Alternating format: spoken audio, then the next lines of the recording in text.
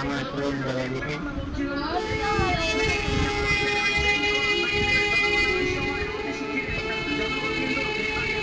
এভাবেই কান্নার জড়িত কণ্ঠে নিজের অসহায়ত্বের বর্ণনা দিচ্ছেন ভোলা সদর উপজেলার ভেদুরা ইউনিয়নের বাসিন্দা সবুজ আলী। গত কয়েক মাস ধরে লিভার সিরোসিস রোগে আক্রান্ত হয়ে মৃত্যুর শয্যায় দিন যাপন করছেন তিনি। অন্যের কাছ থেকে রিক্সা ভাড়া নিয়ে কোনোরকম দিন পার করতেন সবুজ আলী। সেই ভাড়া করা রিক্সাটিও চুরি হয়ে যায় সবুজ আলীর। এরপর সহায় সম্বল বিক্রি করে শোধ দিতে হয় রিক্সার জরিমানা। লিভার সিরোসিস আক্রান্ত সবুজ আলীর বর্তমান অবস্থা খুবই সংকটাপন্ন।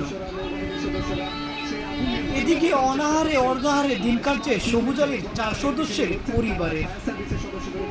সমাজের বিত্তবানদের কাছে চিকিৎসার জন্য সাহায্য চেয়েছেন সবুজ আলীর মা মিনারা বেগম।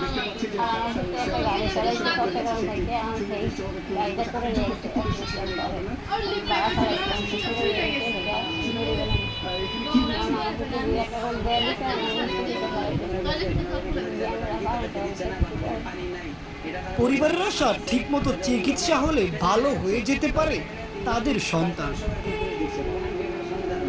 চোখের সামনে সন্তানের বিনা চিকিৎসায় মৃত্যু হওয়াটা কোনো বাবা মা চাইবে না, চাইবে না সন্তানের কষ্ট দুঃখ দুর্দশা।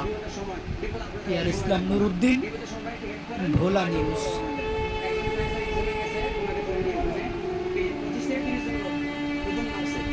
খুব মানে আছে, পুলিশ যখন গেছে কি করছো তোমরা? এত মানে জন্য আছে, তোমরা